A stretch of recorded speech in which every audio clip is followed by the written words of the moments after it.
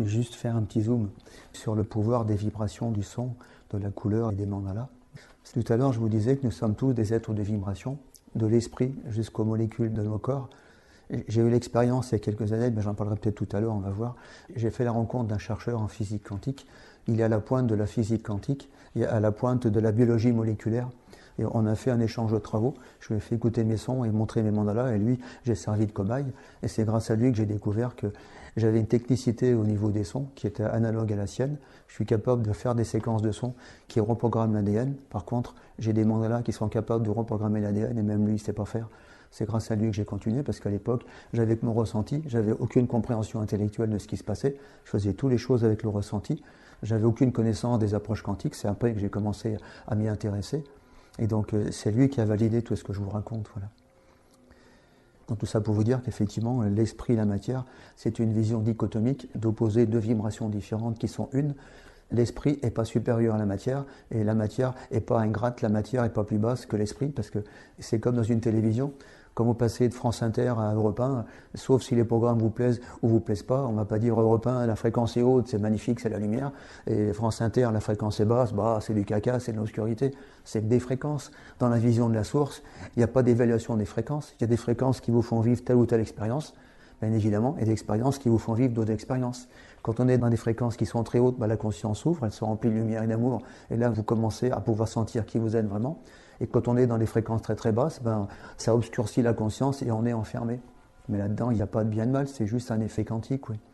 Donc comme on est toute une collection de vibrations, quand on dispose, comme j'ai la chance, le privilège, mais aussi le travail acharné pendant 50 ans pour développer ça et en acquérir la maîtrise, pas la maîtrise technique, c'est la maîtrise au niveau de l'être, de ma conscience, je sens, ben, on peut agir directement sur l'être avec les sons, avec des couleurs et avec des mandalas. Voilà.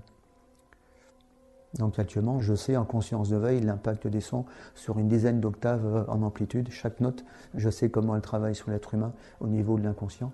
Pareil au niveau des couleurs et pareil au niveau des formes géométriques. Ouais. Voilà. Et l'avantage aussi de travailler avec les sons, c'est un privilège, mais c'est aussi une énorme responsabilité. C'est qu'à ma connaissance, le son, c'est une vibration. C'est la seule vibration, au moins dans les dimensions d'incarnation, les dimensions de matière, c'est la seule vibration qui est capable de faire tomber un mur, de faire tomber une maison. Donc la vibration du son, on ne la voit pas, elle est impalpable, on l'entend, mais elle est tellement matérielle qu'elle est capable d'affecter la matière, de casser la cohérence moléculaire des atomes ou des molécules, elle est capable de faire tomber un mur, à condition de mettre la bonne fréquence et de mettre la bonne puissance. Ça veut dire que quand on travaille avec les sons, en réalité, on est en train de travailler avec une vibration qui est matérielle, qui traverse tous les corps subtils, et donc si on fait n'importe quoi avec, il peut y avoir beaucoup de casse, quoi. Donc c'est une lourde responsabilité, et je passe mon temps à alerter ceux qui font des soins avec les sons sur la responsabilité qu'est la leur, parce que au moins ceux que j'ai rencontrés jusqu'à présent, il n'y en a aucun qui sait ce qu'il fait.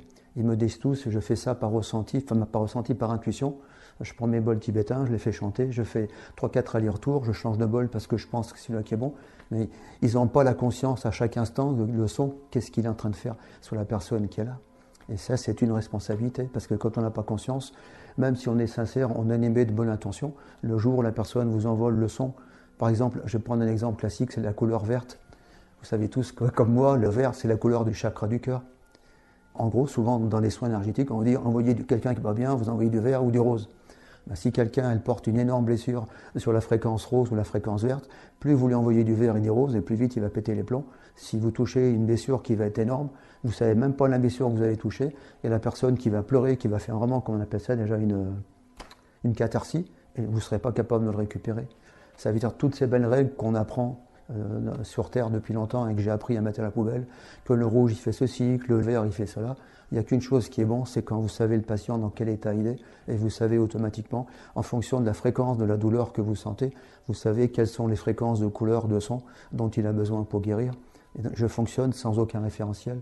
J'ai abandonné tous les référentiels que j'ai connus dans mon parcours. Et c'est la seule façon de fonctionner en sécurité. Oui. Voilà. Et après, avec les mandalas, c'est encore plus fort, parce que je ne sais pas si vous connaissez peut-être un chercheur quantique qui est très connu maintenant, c'est Nassim Haramein. Vous ne connaissez pas, c'est le Nouvel Einstein. Ça fait 15 ans qu'il a démontré par équation mathématique que en réalité le vide n'existe pas et que tout est créé à partir des fleurs de vie. Et moi, ça fait déjà 30 ans que j'ai compris. Dès que j'ai commencé à créer les premiers mandalas, j'ai su que les mandalas, c'était la structure invisible de l'univers. En réalité, un mandala, vous savez ce que c'est? C'est le rêve divin dans la divinité, avant qu'il projette avec son souffle son intention d'amour.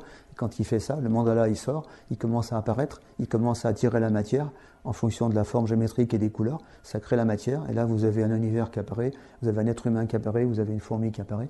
Moi je fais ça depuis 30 ans, et ça fait 10 ans qu'il l'a démontré. Mais depuis 10 ans, tout le monde l'a pris pour un fou, tous les chercheurs, ils ont essayé de démontrer que c'était n'importe quoi, puis il a fini par leur clouer le bec à force de faire des équations. Il leur a démontré par A plus B qu'il avait raison. Donc ça fait 2 ans qu'il commence à être connu en disant c'est lui qui est en train de poser sur Terre. Il a appelé sa théorie la théorie de l'unification. Elle est vraiment géniale parce qu'elle est complètement intégrée à la vision spirituelle des choses. J'ai juste une petite synthèse. Actuellement, dans la vision du monde, il y a la physique de Newton avec l'astronomie, la gravité, tout ça, avec des lois qui ont été démontrées mathématiquement, et la physique quantique qui avait aussi des lois. Et là-dedans, il y a plein d'incohérences qui fait que pour les chercheurs de ces deux mondes, ça ne pouvait pas cohabiter. Et moi, je me disais, il y a forcément un truc qui ne colle pas. C'est comme ça qu'il a commencé, ce chercheur. Il dit, l'énergie, le principe, l'amour qui fait qu'un univers est cohérent et que les planètes tournent autour du Soleil, c'est forcément la même chose au niveau atomique. Alors que non, pour eux, ils trouvaient des lois qui étaient différentes. Et moi, je me disais, c'est quand même bizarre. Comment ça se fait que l'atome qui ne respecte pas les lois de l'univers, comment ça se fait qu'en mettant ensemble des atomes, on a un univers qui fonctionne à l'envers des atomes? C'est pas possible. Ouais, c'est une incohérence. Il est parti comme ça, le chercheur. Quand il avait 8-10 ans, il a commencé à se poser des questions. Puis comme c'est un génie au niveau mathématique, il a commencé à aligner des équations. Il a quitté l'école, il s'est fait virer de partout parce qu'il n'arrêtait pas d'emmerder les profs de maths parce qu'il les dépassait toutes. Et puis il s'est installé à son compte, puis il a continué ses équations. Voilà. Donc là, il fait des conférences un petit peu partout, maintenant en français, puis surtout en anglais. Je l'ai connu il y a 5, 6, 7 ans. Voilà. Donc en gros, la structure invisible de l'univers, c'est la fleur de vie. Voilà. Et en réalité, ce que vous voyez devant vous, c'est des graines de vie. Les petits mandalas que vous avez, en réalité, c'est la semence de vie. C'est la première forme géométrique à partir de laquelle la forme de vie est créée.